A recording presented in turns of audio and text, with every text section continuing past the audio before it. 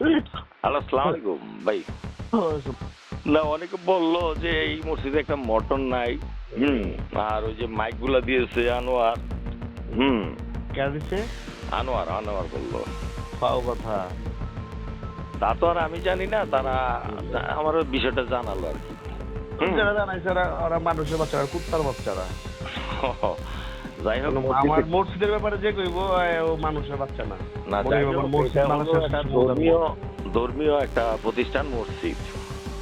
যেহেতু আপনি ইউপি সদস্য, সর্বোপরি, তো এই বিষয়টা যেহেতু আমার কাছে অনেকে এই মহল্লাতে বলছে, আমি এখানে আসছিলাম। কে কয় না ওটা তো আমার মসজিদ, এটা মিয়া। যাই হোক, আপনার হোক, এটা 10 জনেরই আল্লাহর ঘর। তো মসজিদ মাদ্রাসায় শুনে সদুল ভাই, মসজিদ মাদ্রাসা বিরোধী কোনো বেটার কলজা নাই যে মনির মেম্বারের মতো। না, ঠিক আছে, আপনার কথা আমি বুঝতে পারছি, বাট এখানে যে যারা মহল্লাতে যে পার্শ্ববর্তী যারা আছেন বিজ্ঞ লোক, আমি নাম বলবো না, মহল্লা কেউ নাই, একজন ছাড়া আপনি শুভাকাঙ্ক্ষী ছাড়া, আপনি শুভাকাঙ্ক্ষী ছাড়া মহল্লা কেউ নেই। না না, আমার এখানে কোনো শুভাকাঙ্ক্ষী নেই, আমি মিডিয়া কর্মী। তো তারা আমার কাছে বললো যে যে মসজিদটা এই উন্নয়নের কাজে তেমন একটা সহযোগিতা করে নেই আমাদের। হ্যাঁ, যেমন মোটর লাগবে একটা, আর ওরা বললো যে মাইক নাকি আনোয়ার মন্ডল দিয়েছে। কথা তারা বললো আর কি, কতটুকু সততা সেটা আমি এখনো জানি না, এই জন্য আপনাকে ফোন।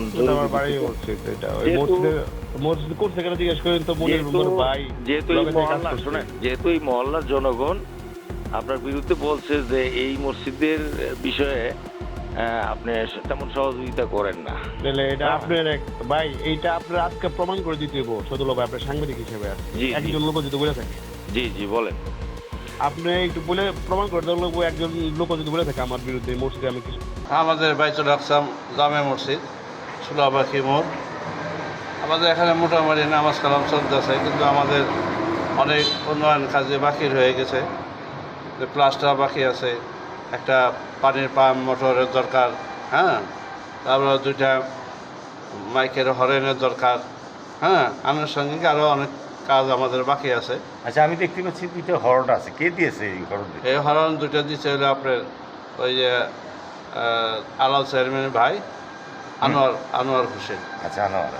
তো এই বিষয়ে কি আপনি আপনাদের ওয়ার্ডের যে ইউপি সদস্য আছেন মনিরুল হক, তার কাছে গিয়েছেন? এই ওনাকে বলছিলাম, আমি 2-3 বারই বলছি, ভালো মন্দ কিছু বলে নাই। একবার বলছিল যে পাম্প তো আসছিল, হ্যাঁ, অনেক জায়গায় বিলি হয়ে গেছে, পরে দেখা যাবে আর কি, এতটুকু নিয়ে বলছেন। আচ্ছা, এই পানির যে আপনাদের সুব্যবস্থা নাই, এই বিষয়ে কি জানাইছেন? হ্যাঁ, বলছি মেম্বারকে যে মোটরের দরকার, আমাদের পানির ব্যবস্থা নেই। তো উনি কি বললো সর্বশেষ? বলছে যে মোটর তো আসছিল, আগে বললে হয়তো, এখন তো সময় লাগবে, এরকম বলছে। কয়বার গিয়েছেন এই বিষয়ে আপনি জানাইছেন? আমি ওনার বাসায় যাই নাই, এটা সত্য কথা। এখানে আসলে আমার তো ভাতি যায়, সমুদ্রের ছেলে। আচ্ছা, হ্যাঁ, এখানে গাড়ি নিয়ে আসে, আমি এই মসজিদে এখানে দাঁড় করে ওনাকে বলছি 2-3 বারই। কয়েকদিনই জানাইছেন? হ্যাঁ, কয়েকদিন বলছে পরে দেখা যাবে আর কি। ধন্যবাদ।